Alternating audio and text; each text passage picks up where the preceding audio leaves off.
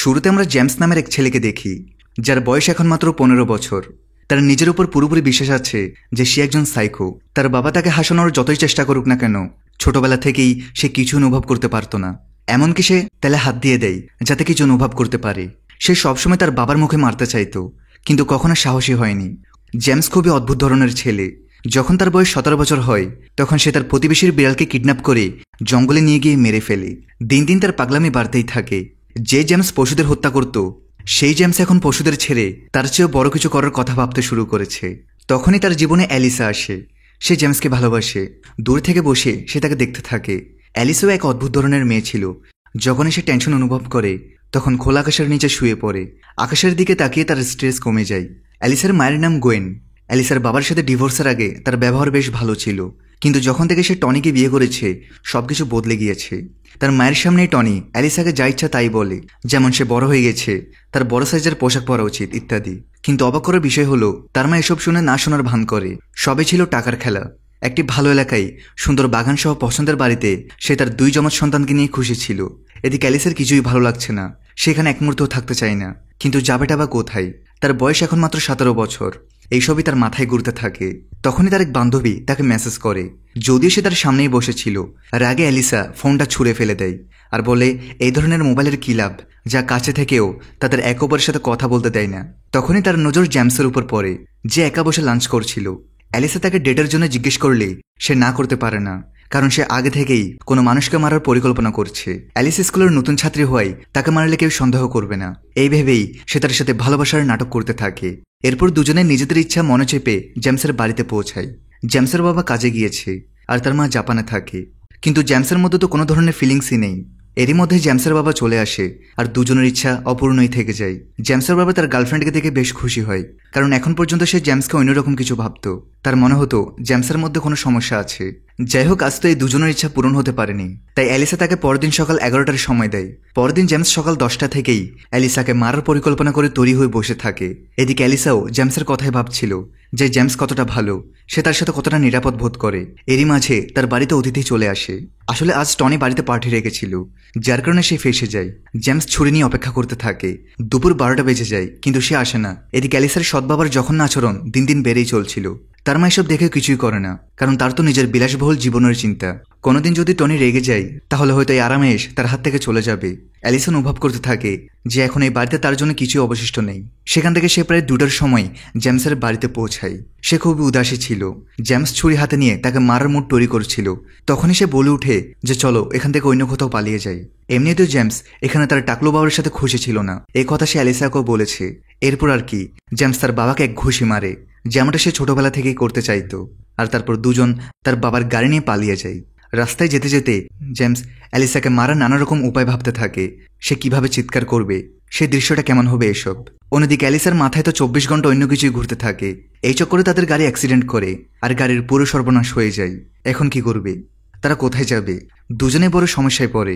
James বাড়ি ফিরে যেতে বলে, কারণ এখানে যদি সে তাকে মারে তাহলে গাড়ির কারণে ধরা পড়ে যাবে। কিন্তু অ্যালিসা কিছুতেই বাড়ি ফেরার মুডে ছিল না। কোনোভাবে তারা জঙ্গল পার হয়ে লিফট নেওয়ার জন্য মেন হাইওয়েতে পৌঁছায়। জেমস অনেক চেষ্টা করে, কিন্তু কোনো গাড়ি থামাচ্ছিল না।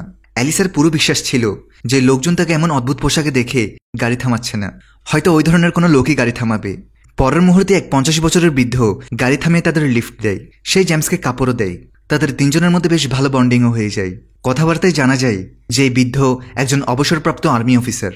সে তাদের অবস্থা দেখে বুঝতে পারে যে তাদের সাথে কিছু একটা ঝামেলা হয়েছে, তারা বিপদে পড়েছে।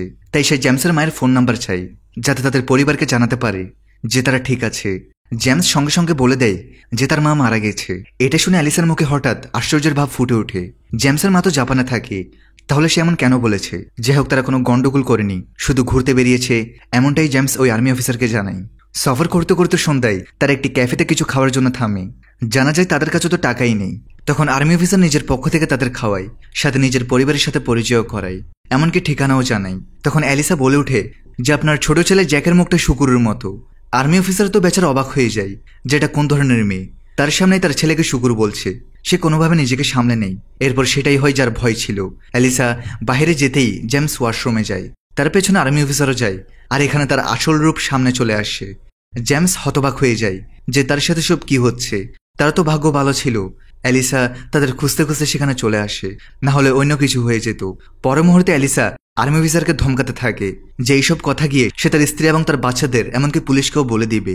আর এভাবে সে আর্মি অফিসারকে ব্ল্যাকমেল করে তার সমস্ত টাকা হাতিয়ে নেয়। আর্মি অফিসার তো জানতোই যে এই মেয়েটির মুখ পাতলা, যে কারো সামনে যা কিছু বলে দিবে, তাই সে পকেট খালি করে সঠিক মনে করে। আর্মি অফিসার চলে যাওয়ার পর তারা অনেকক্ষণ চুপ করে থাকে। তারপর জেমস জানায় যে যেমনটা সে ভাবছে সে তেমনটা মোটেও নয়। আসলে সে বুঝতেই পারেনি যে পরিস্থিতিতে তার কি করা উচিত। অ্যালিসা জানায় যদি কেউ তার সাথে খারাপ কিছু করে তাহলে তাকে সঙ্গে সঙ্গে থামানো উচিত। কিন্তু জেমস কিভাবে বলতো যে সে তো কিছুই অনুভব করে না। জেমস বেশি কিছু বলতোও না, কিছু জিজ্ঞেস করলে শুধু হ্যাঁ বা নাই উত্তর দিত। তারাই ব্যবহার দেখে অ্যালিসার মনে হতে থাকে যে ছোটবেলায় তার সাথে অনেক খারাপ কিছু ঘটেছে। যাই হোক, এখান থেকে তার একটা হোটেলে পৌঁছায়, রুম বুক করে তারপর তারা একসাথে টিভি দেখতে থাকে। কিছুক্ষণ পর অ্যালিসা ওয়াশরুমে যায়। জেমস ছুরি বের করে দ্রুত দেয়ালের সাথে লেগে দাঁড়ায় যাতে সে বাইরে বের হলেই তার খেলা শেষ করে দিতে পারে। তখন জানা যায় যে সে তার পরিবারের কষ্টে ভেতরে বসে কাঁদছিল। এটা শুনে জেমস তখনকার মতো থেমে যায়। আসলে সেই যদি সাইকোপ্যাথ হয় তাহলে অ্যালিসার কান্নায় সে কিভাবে অনুভব করলো, সে কি বদলে যাচ্ছে? যাই হোক, অ্যালিসা বাইরে এসে নিচে গিয়ে বাড়িতে ফোন করে। সে তার মায়ের সাথে কথা বলতে চেয়েছিল, কিন্তু ওদিকে লাইনে ছিল টনি, যে স্পষ্ট ভাষায় তাকে বুঝিয়ে দেয় যে তার মা তার সাথে কথা বলতে চায় না। যদিও ব্যাপারটা এমন ছিল না, সে কথা বলতে চাইছিল, কিন্তু টনি তাকে ইশারা করে থামিয়ে দেয়। এর মানে সে চায় না যে অ্যালিসা কখনো বাড়ি ফিরে আসুক। এদিকে অ্যালিসা তার নিজের বাবার কাছে যাওয়ার কথা ভাবতে থাকে, যে তাকে 10 বছর আগে ছেড়ে চলে গিয়েছিল। আর এর কারণ অ্যালিসার মতে সে বেশ ভালো মানুষ এবং সে তাকে প্রতি বছর জন্মদিনে কার্ডও পাঠায়। সেই সন্ধ্যে অ্যালিসা জেমসকে দুটি অপশন দেয়, যদি সে তার সাথে টাইম পাস করে তাহলে সে যেন নিজের বাড়ি ফিরে যায়, আর যদি তাকে ভালোবাসে তাহলে সে তার সাথে তার বাবার বাড়ি যেতে পারে। এদিকে 2 দিন কেটে যাওয়ার পরও যখন জেমস বাড়ি ফিরে না, তখন তার বাবা পুলিশকে ফোন দেয়। ছোট্ট একটা ব্রেক দিয়ে আবার মূল ভিডিওতে ফিরে যাচ্ছি। বর্তমানে বিশ্বের অন্যতম জনপ্রিয় বিশ্বস্ত অনলাইন বুকমেকার প্ল্যাটফর্মের সাথে তোমাদের পরিচয় করে দিতে চাই, যার অফিসিয়াল পার্টনার হচ্ছে সিরিয়া এবং পিএসজি। এই অ্যাপে তুমি সমস্ত লাইভ ম্যাচের ফলাফল এবং লাইভ ম্যাচ দেখতে পারবে, এমনকি তুমি স্কোর অনুমান করতে পারবে। এই অ্যাপে রয়েছে ক্র্যাশ গেম থেকে শুরু করে online salt, live match streaming এবং রিয়েল টাইম গেমিং, যেখানে তুমি আইফোন, ল্যাপটপ, এমনকি বিএমডাব্লিউর মতো পুরস্কার জিততে পারো। কিন্তু সবার সেরা পছন্দ অবশ্যই চিকেন রোড। এই গেমটি খেলে সবাই দারুণ এনজয় করে, তাই যদি তুমি এখন এটি ট্রাই করে না থাকো তাহলে মিস করছো। আর সবচেয়ে ভালো বিষয় হচ্ছে নতুন ইউজাররা আমার প্রোমো কোড ব্যবহার করে সাইন আপ করলে 26,000 টাকা পর্যন্ত বোনাস এবং ফ্রি স্পিন পেতে পারে। আর যেটা টাকা তুমি চাইলে বিকাশ, রকেট, নগদ ব্যাংক এবং অন্যান্য সহজ পদ্ধতির মাধ্যমে খুব সহজেই তুলে নিতে পারো। তাহলে আর দেরি কিসের? রেজিস্ট্রেশনের জন্য পিন কমেন্টে থাকা লিঙ্কে ক্লিক করো অথবা গুগলে গিয়ে অনুসন্ধান করো, আর রেজিস্ট্রেশনের সময় প্রোমো কোড ব্যবহার করে বোনাস পাও। এটি শুধুমাত্র একটি বিজ্ঞাপন। এই ধরনের অ্যাপে আর্থিক ক্ষতির সম্ভাবনা আছে, তাই এই ধরনের অ্যাপ থেকে দূরে থেকো। পরের দিন সকালে তারা হোটেল ছেড়ে দেয়। জানা যায় যে অ্যালিসার বাবা এখান থেকে অনেক দূরে থাকে। ট্রেন স্টেশনের খোঁজে হাঁটতে হাঁটে তারা বেশ ক্লান্ত হয়ে যায়। তখন এক নির্জন জায়গায় তারা একটি বন্ধ গাড়ি দেখতে পায়। জানালায় ধুলো জমেছিল আর ডাক বক্সও ভরা ছিল, মানে কয়েক মাস ধরে এখানে কেউ আসেনি। অ্যালিসা জানালা ভেঙে 1-2 দিন এখানে থাকার সিদ্ধান্ত নেয়। যে ব্যক্তির এই বাড়ি ছিল সে ছিল পেশায় একজন প্রফেসর। সেখানে সব ধরনের সুযোগ সুবিধা ব্যবস্থা করে রেখেছিল, যার তারা ভরপুর আনন্দ নেয়, সাথে খাওয়া দাওয়া করে। আর তারপর অ্যালিসা একা ঘরে গিয়ে ঘুমিয়ে পড়ে। কে জানে, হয়তো আজও সে তার মাকে মনে করে কাঁদছিল। এদিকে জেমসের কিছু করার ছিল না, তাই সে সেখানে পড়ে থাকা জিনিসপত্র দেখতে থাকে। তখনই সে একটি ক্যামেরা পায়, যার ভেতরে অনেক মেয়ের ছবি ছিল যাদেরকে মেরে ফেলা হয়েছে। এর মধ্যে একটি বেশ বেদনাদায়ক ভিডিও ফুটেজ ছিল। এর মানে হলো এবারের মালিক একজন সাইকো। এ কথা সে অ্যালিসাকে বলতে চায়, কিন্তু সে কিছু শোনার মুডেই ছিল না। সে শুধু একা থাকতে চেয়েছে। কিছুক্ষণ পরে যখন সে ঘুমিয়ে পড়ে তখন জেমসও ভেতরে এসে বিছানার নিচে মেঝেতে শুয়ে পড়ে, কেননা তার ভেতরে অ্যালিসার জন্য ফিলিংস তৈরি হতে শুরু করেছে। এদিকে আমরা প্রফেসরকে বাড়ির বাইরে দেখতে পাই। সে তার বাড়ির লাইট জ্বলতে দেখে অবাক হয়ে ভেতরে প্রবেশ করে। ভেতরে গিয়ে দেখে টেবিলে ড্রিঙ্কসের বোতল পড়েছিল। সে ধীরে ধীরে একটি অস্ত্র তুলে বেডরুমের দিকে এগোয়। তার পায়ের আওয়াজ পেতেই জেমস খাটের নিচে লুকিয়ে পড়ে আর অ্যালিসা ধরা পড়ে যায়। প্রথমে মনে হয় সে তার সাথে ভালো ব্যবহার করছে। অ্যালিসা যেই জানায় যে সে একা, বাড়ি বন্ধ দেখে আজ রাতটা থাকার জন্য সে এখানে এসেছে, তখন প্রফেসর সঙ্গে সঙ্গে দরজা লক করে নেয়। অ্যালিসা বুঝতে পারে যে তার সাথে কি হতে চলেছে। পরের মুহূর্তে প্রফেসর তার উপর ক্ষুধার্ত নেকড়ের মতো ঝাঁপিয়ে পড়ে। এর মধ্যেই জেমস ছুরি বের করে আর সেই শয়তানকে মেরে ফেলে। এই ঘটনার পর কিছুক্ষণ তো তারা ভাবতেই থাকে। তারপর যতদূর সম্ভব তারা এই বাড়িতে আসার সমস্ত প্রমাণ মুছে ফেলে। ছুরিটি সুইমিং পুলের কাছেই লুকিয়ে রাখে এবং সেখানে তাকে সেই মেয়েদের ছবিগুলোও প্রফেসরের শরীরের চারপাশে ছড়িয়ে দেয়। এবার তারা বিছানার চাদর গুটিয়ে এখান থেকে বেরিয়ে পড়ে। কিছু দূর গিয়ে বিছানার চাদর জ্বালিয়ে দেয়। তবে অ্যালিসা তার জ্যাকেটটি পরায়নি, কারণ ওটা তার বাবার জ্যাকেট, যা তার খুব প্রিয়। কয়েক ঘন্টা সফর করার পর তার একটি রেলওয়ে স্টেশন পায়, যেখানে দুজনে নিজেদের চেহারা বদলে নেই, কারণ অ্যালিসার ভয় ছিল যে যদি কেউ তাদের বাড়ি থেকে বের হতে দেখে ফেলে তাহলে সমস্যা হয়ে যাবে। আর ঠিক তেমনটাই হয়। সেখানকার এক স্থানীয় ছেলে তাদের বাড়িতে ঢুকতে দেখেছিল। সে ডিটেকটিভ ট্যারি এবং ম্যারিকে তাদের চেহারার বর্ণনা দেয়, আর এটাও জানে মেয়েটি ব্রাউন কালারের একটি লেদার জ্যাকেট পরেছিল। ঘটনাটি ছিল এই যে প্রফেসরকে মারার রাতের পরের দিন প্রফেসর মা তার খোঁজ খবর নিতে আসে। তারপর তিনি পুলিশকে ফোন করে, যার ফলে তারা প্রফেসরের খুনের ব্যাপারে জানতে পারে। এর মধ্যে প্রফেসর মা পুলিশ আসার আগেই প্রফেসরের বিরুদ্ধে থাকা সমস্ত প্রমাণ নষ্ট করে ফেলে। এবার এই ছেলের সাক্ষ্যের ভিত্তিতে এখন এই খুনের ঘটনায় তাদের কাছে দুজন সন্দেহভাজন আছে। এদিকে অ্যালিসার বাবা যে জায়গায় থাকতো আজ সেখানে যাওয়ার কোনো ট্রেন ছিল না, তাই কাল পর্যন্ত তাদের এখানেই থাকতে হবে। এরই মাঝে অ্যালিসা জিজ্ঞেস করতে থাকে যে তোমার কাছে ওই ছুরিটা কোথা থেকে এলো, তুমি কি নিজের সাথে ছুরি রাখো? জেমস তোতলাতে থাকে আর সে ভেতরে ভেতরে তাকে ভয় পেতে শুরু করে, কারণ জেমসের আচরণ তো এমনিতেই অদ্ভুত, তার মধ্যে এভাবে খুন করা, তার কাছে ছুরি থাকা, যা মোটেও ভালো ইঙ্গিত ছিল না। জেমসও বুঝতে পারে যে অ্যালিসা তাকে ভয় পেতে শুরু করেছে। এখান থেকে তারা একটি ক্যাফেতে যায়, যেখানে অ্যালিসা ওয়াশরুমে যাওয়ার অজুহাতে পালিয়ে যায়। অনেকক্ষণ অপেক্ষা করার পরও যখন সে ফেরে না, তখন জেমসও নিজের পথে বেরিয়ে পড়ে।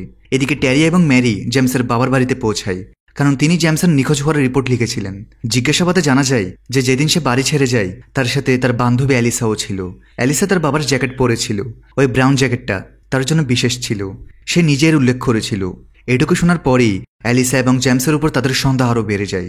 ঘটনার জায়গায়ও সেই ছেলেটি ব্রাউন রঙের জ্যাকেট পরে একটি মেয়েকে দেখেছিল। তারা সেখান থেকে সেই ছুরিটি পায়। সেটা দেখে জেমসের বাবা চিনতে পারে এই ছুরিটি জেমস যখন 13 বছরের ছিল তখন তিনি তার জন্মদিনে দিয়েছিল। ট্যারি এবং ম্যারির বোঝার বাইরে ছিল যেমন কোন বাবা মা হয় যারা বাচ্চাদের উপহারে ছুরি দেয়। জেমসের বাবা জানায় যে সে তো তলোয়ার চাইছিল, কিন্তু তাকে বুঝিয়ে শুনিয়ে ছোট ছুরিয়ে দিয়েছে। এদিকে ডিএনএ টেস্টের রিপোর্ট অ্যালিসার সাথে মিলে যায়। এবার সবকিছু পরিষ্কার হয়ে যায় যে খুনের রাতে অ্যালিসা এবং জেমস প্রফেসরের বাড়িতেই ছিল। এখন জেমসের ছুরি দিয়েই প্রফেসরকে মারা হয়েছে, কিন্তু খুনটা কে করেছে তা এখনও তাদের জন্য রহস্য ছিল। এই কথা অ্যালিসার মাকেও জানানো হয়। অন্যদিকে অ্যালিসা হাঁটতে হাঁটতে একটি বাস স্ট্যান্ডে ঘুমিয়ে পড়ে, আর জেমসের সাথে রাস্তায় কিছু ছেলের দেখা হয় যাদের সে নিজেকে মারার জন্য টাকা দেয়। আসলে সে জানতে চেয়েছিল যে সে সাইকোপ্যাথ নাকি অ্যালিসার ভালোবাসা তাকে বদলে দিয়েছে। ছেলেদের মারা এবং অ্যালিসার থেকে বিচ্ছিন্ন হওয়ার কষ্ট সে পুরোপুরি অনুভব করতে পারছিল। এখন তার নিজের উপর পুরো বিশ্বাস ছিল যে সে আর সাইকোপ্যাথ না। পরের মুহূর্তে সে পুলিশকে ফোন করে একটি খুনের ব্যাপারে জানায়। সে এলাকার পুলিশ তাকে তুলে নিয়ে যায়। এখান থেকে আমরা ফ্ল্যাশব্যাক দেখতে পাই যখন জেমস আর তার মা তার বাবার থেকে অনুমতি নিয়ে কোথাও ঘুরতে বেরিয়েছিল। জেমস খেলতে ব্যস্ত ছিল আর তার মা তার চোখের সামনেই গাড়িসহ পানিতে ডুবে মারা যায়। পুলিশ জেমসকে জিজ্ঞেস করে যে এসব কবে হয়েছে। জেমস বলে 11 বছর আগে। আসলে সে এখানে প্রফেসরের খুনের ব্যাপারে জানতে এসেছিল, কিন্তু শেষ মুহূর্তে ভয় পেয়ে নিজের মায়ের মৃত্যুর গল্প শোনাতে শুরু করে। আর এটাও জানে যে তার বাবাও মারা গেছে। এই ভিত্তিতে পুলিশ তার সিনিয়রের সাথে কথা বলে আর তারপর তারা সিদ্ধান্ত নেয় যে জেমসকে কোনো সোশ্যাল সার্ভিস গ্রুপের কাছে পাঠানোই সঠিক হবে। ভবিষ্যতে তারাই জেমসের খেয়াল রাখবে। জেমস এই ঝামেলায় পড়তে চায়নি, তাই সে সুযোগ বুঝে পালিয়ে যায়। অন্যদিকে অ্যালিসা ঘুম থেকে উঠে ভাবতে ভাবতে এগিয়ে চলে যে সে জেমসকে পেছনে ফেলে ভালোই করেছে, শুধু একটা ভুল হয়ে গেছে। তার লুট করা টাকাগুলোও তার জেমসের কাছে ছাড়া উচিত হয়নি। তখনই তার পেট কামড় দিতে শুরু করে। টাকা তো তার কাছে ছিল না, তাই সে কাছের শপিং মলে চুরি করতে যায়। সে কিছু কাপড় চুরি করে পালাচ্ছিল, তখনই গার্ডটাকে ধরে ফেলে। সে গাড়ি চেক করার পর পুলিশকে ডাকার জন্য রিপোর্ট তৈরি করতে যাচ্ছিল। তখনই খবর আসে যে এক কাস্টমারের 5 বছরের মেয়ে হারিয়ে গেছে। তার চুল বাদামি এবং সে গ্রে রঙের জিন্স পরেছিল। গার্ড অ্যালিসাকে এখানেই থাকতে বলে সে বাচ্চাটির খোঁজে বাইরে বেরিয়ে যায়। পেছন থেকে অ্যালিসাও পালিয়ে যায়। সামনের গলিতে সে একটি বাচ্চাকে খেলতে দেখে যার চুল বাদামি এবং সে গ্রে রঙের জিন্সও পরেছিল। অ্যালিসা একটুও ভাবেনি যে সে ফিরে গেলে গার্ডটাকে আবার ধরে ফেলবে। সে সেই বাচ্চাটিকে তার বাবার কাছে পৌঁছে দেয়। গার্ডও তাকে সতর্ক করে ছেড়ে দেয়, কিন্তু সে কি আর শুধরানোর পাত্রী? অন্যদিকে জেমস সে ক্যাফের দিকেই ফিরে যাচ্ছিল যেখান থেকে অ্যালিসা তাকে ছেড়ে গিয়েছিল। সে ভালো করেই জানে যে সে সেখানে থাকবে না, তবুও সে পাগলের মতো সে পথেই হাঁটতে থাকে। সামনের গলিতে অ্যালিসার মতো একটি সে মেয়েকে দেখতে পায়, কিন্তু সে অন্য কেউ ছিল। দিন গড়াতে গড়াতে অ্যালিসারও মনে হতে থাকে যে তার জেমসকে একা ছাড়া উচিত হয়নি। কে জানে সে বেঁচে আছে নাকি মরে গেছে। যদি সে তার জীবন বাঁচানোর জন্য সে প্রফেসরকে মেরেছিল, কিন্তু আফসোস সে আর তার সাথে কখনো দেখা করতে পারবে না। এই ভাবতে ভাবতে সে ক্যাফেতে পৌঁছায়। ইন্টারেস্টিংলি জেমস তারই অপেক্ষায় বসেছিল। দুজনেরই বিন্দুমাত্র বিশ্বাস ছিল না যে তারা আবার কখনো দেখা করতে পারবে। দুজনে একে অপরকে দুঃখিত বলে। তারপর তারা একটি গাড়ি চুরি করে অ্যালিসার বাবার বাড়ির দিকে রওনা দেয়। সারা রাত গান বাজিয়ে নেচে আনন্দ করে পরের দিনের মধ্যে অ্যালিসার মনে হতে থাকে যে তারা সেই ভয়ঙ্কর প্রফেসরকে মেরে পুলিশের উপকারী করেছে। হয়তো দেখা হলে তারা এর জন্য মেডেলও দিবে। যাই হোক, মেডেল পাবে নাকি জেল হবে তা তো সময়ই বলে দিবে। এর মধ্যে গাড়ির পেট্রোলের শেষ হতে চলেছে, তাই তারা পরিকল্পনা করে যে ইঞ্জিন চালু রেখেই পেট্রোল ভরবে, তারপর পালিয়ে যাবে। তাদের দেখে এখানকার মালিকের কিছু সন্দেহ হয়, তাই সে দেখার জন্য বাইরে আসে।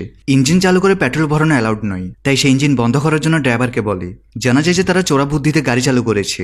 পরের মুহূর্তে সে লল্লনকে ইশারা করে পুলিশকে ফোন করতে বলে, কিন্তু লল্লন তো লল্লনই, সে ছোটখাটো বিষয়কে পাত্তা দেয় না।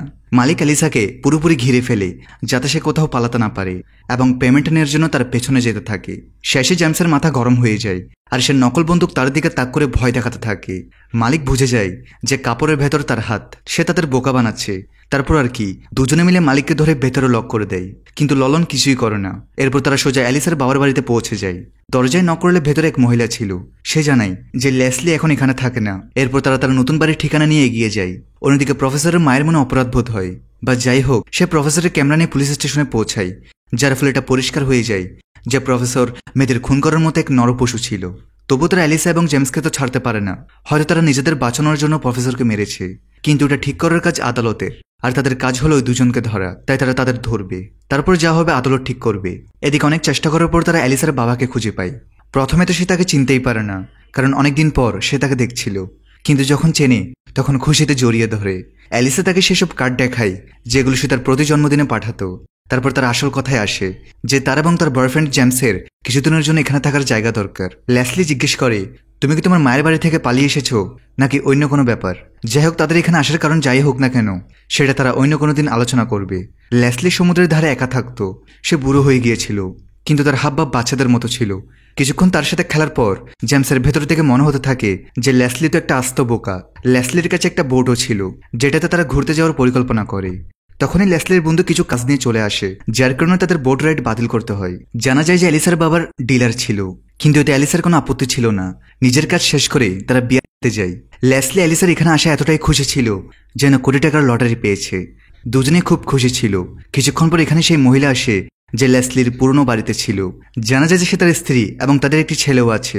অ্যালিসার তো মাথা ঘুরে যায়, কারণ এদের ব্যাপারে লেসলি কখনো বলেনি। উপরন্তু তার স্ত্রী তার কাছে আলাদাভাবে টাকার দাবি করতে থাকে যে তাকে তার বাচ্চার জন্য ইউনিফর্ম, ফিস এবং বাড়ির খরচ চাই। বেচারা লেসলি এতগুলো প্রশ্ন একসাথে সামলাতে না পেরে গাড়ি নিয়ে পালিয়ে যায়। এই চক্করে একটি কুকুর তার গাড়ি নিচে চলে আসে আর তার ঘাড় ভেঙে যায়। তাকে মেরে ফেলাই শেষ উপায় ছিল। জেমস তাকে মারার জন্য পাথর তোলে, কিন্তু সাহসী হয় না। সে এতটাই খুশি হয় যে কাঁদতে শুরু করে, কিন্তু অ্যালিসা বুঝতেই পারে না যে সে কেন কাঁদছে। যাই হোক, আমরা তো বুঝেই গেছি। শেষে অ্যালিসাকেই সে কুকুরটিকে মারতে হয়। এদিকে পুলিশ সেই পেট্রোল পাম্প থেকে তাদের দুজনের কার্যকলাপ এবং লোকেশন দুটোই পেয়ে যায়। এই পেট্রোল পাম্পের কয়েক কিলোমিটার দূরেই অ্যালিসার বাবা অর্থাৎ লেসলির বাড়ি আছে। ডিটেকটিভরা এটা খোঁজ নিয়েছে, আর এটাও যে অ্যালিসা সম্ভবত তার বাবার বাড়িতেই গেছে। ট্যারি এবং ম্যারি তাদের ধরার জন্য সঙ্গে সঙ্গে রওনা হয়। সারাদিন সফর করে সন্ধ্যা হয়ে যায়, যার কারণে তাদের থামতে হয়। ততক্ষণে খবরে ছড়িয়ে পড়েছিল যে দুই বাচ্চা এক প্রফেসরকে খুন করে পালিয়ে বেড়াচ্ছে। যে তাদের লোকেশন জানাবে তাকে পুরস্কার দেওয়া হবে। এই খবর লেসলিও দেখছিল। ওদিকে অ্যালিসা এবং জেমস সমুদ্রের ধারে আনন্দ করছিল। তখনই ম্যারির কাছে গোপন সূত্রে তাদের দুজনের বর্তমান লোকেশন আসে। সে ট্যারিকে জানিয়ে তাদের ধরতে বেরিয়ে পড়ে। ঘণ্টাখানেক পর সে সেই জায়গায় পৌঁছে যায়। তারপর চুপিসারে ভেতরে উকিঝুঁকি মারার চেষ্টা করে, কিন্তু বাইরে থেকে কিছুই দেখা যাচ্ছিল না। তাই সে ধীরে ধীরে দরজা খুলে ভেতরে প্রবেশ করে। সেখানে লেসলি ছাড়া আর কেউ ছিল না। অ্যালিসার জেমস নিশ্চিন্তে সমুদ্রের ধারে ঘুমিয়ে পড়েছিল।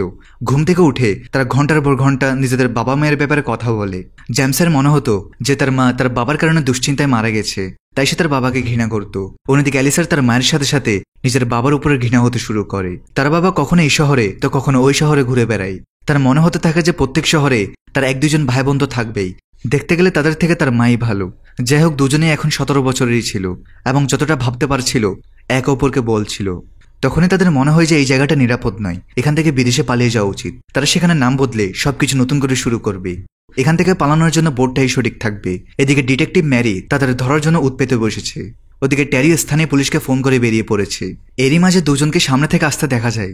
বাড়ির ভেতরে গেলে লেসলি নিশ্চিন্ত ঘুমাচ্ছিল। অ্যালিসা তাকে তোলে আর জ্ঞান দিতে শুরু করে যে কেমন বাবা তুমি, আমি সারা রাত বাইরে ছিলাম আর তুমি খুঁজতেও আসনি। এমনিতে তো লেসলি তাদের জন্য দরজা লক করেনি। যাই হোক, তারা দুজনে বোটে করে বেড়াতে যাবে, তাই তাদের বোটের চাবি দরকার। লেসলি তো রাতেই নিউজে দেখে নিয়েছিল যে এরা খুনি, আর এখন তারা বোট নিয়ে পালানোর চক্করে আছে। সে বলে, কাকে মেরেছো তোমরা দুজন? এই প্রশ্ন শুনে দুজন আশ্চর্য হয়ে যায়। লেসলি জানায় যে তাদের খবর টিভিতে ছড়িয়ে পড়েছে। পুলিশ তাদের দুজনের উপর পুরস্কার রেখেছে। অ্যালিসনে হাত পা নড়াচড়া করলেও তার বাবা চাবি দেয়নি এবং ভরসা দেয় যে সে সবকিছু ঠিক করে দিবে। তারপর সে চা বানানোর অজুহাতে গিয়ে পুলিশকে ফোন করে দেয়। এরপর অ্যালিসার সাথে যা কিছু হয়েছে, কিভাবে সে প্রফেসর তার সাথে জোর করছিল এবং তারা তাকে মেরেছে, সব জানাই। ওদিকে জেমসের কেমন জানি লেসলির উপর সন্দেহ হচ্ছিল। জানা যায় যে সে পুরস্কারের লোভে পুলিশকে ফোন করেছে এবং পুলিশ লাইনেই ছিল। জেমস ফোনে স্বীকার করে নেয় যে সেই প্রফেসরকে মেরেছে। পরের মুহূর্তে অ্যালিসা তার বাবাকে গালি দিতে দিতে তার উরুতে ছুরি ঢুকিয়ে দেয়। তার পুরো বিশ্বাস হয়ে গিয়েছিল যে তার বাবা পুরোপুরি স্বার্থপর, তাহলে সে তাকে প্রতি জন্মদিনে কার্ড কেন পাঠাতো? জানা যায় যে সেটাও মিথ্যা ছিল, তার মাই এমনটা করত। তখনই ম্যারিও এসে হাজির হয়। সে জানায় সে তাদের গ্রেফতার করতে এসেছে। অ্যালিসা জেমসের সাথে জেলে যেতে রাজি হয়ে যায়, কিন্তু যখন জানতে পারে যে জেমস 18 বছরের হয়ে যাবে, আজ তার জন্মদিন, তারা দুজন আলাদা জেলে থাকবে, তখন অ্যালিসা বন্দুকের বাট দিয়ে ম্যারির মুখে মেরে দেয় আর তারা বোটের চাবি নিয়ে বোটের দিকে পালিয়ে যায়। জানা যায় সমুদ্রের পানি নিচে চলে এসেছে। এর মধ্যে ট্যারিও পুলিশ নিয়ে পৌঁছে যায়। বাড়ির ভেতর তদন্ত শুরু হয়। সেখানে ম্যারি আর লেসলি দুজনেই বেহুশ হয়ে পড়েছিল। এদিকে যখন নিশ্চিত হয়ে যায় যে তারা পুলিশের হাতে ধরা পড়বে, তখন জেমস একটি গল্প বানায় যে সে অ্যালিসাকে কিডন্যাপ করেছে এবং সেই প্রফেসরকে মেরেছে। এমন স্বীকারোক্তি দিলে পুলিশ তাকে কিছু করবে না। তবে এভাবে তো জেমস ফেসে যাবে, যা অ্যালিসা কখনোই চায় না। তখনই জেমস পুলিশের সামনে অ্যালিসাকে মারে এবং পালিয়ে যায়। অ্যালিসা চিৎকার করতে থাকে, অনুরোধ করতে থাকে, কিন্তু পুলিশ গুলি চালানো থামায় না। হঠাৎ একটি স্ন্যাপার গানের আওয়াজ শোনা যায়। তারপর সবকিছু একদম শান্ত হয়ে যায়। আর এভাবেই এই সিরিজের প্রথম সিজন শেষ হয়। সেকেন্ড সিজন নিয়ে দেখা হচ্ছে পার্ট 2 ভিডিওতে। সবাই ভালো থাকো, সুস্থ থাকো।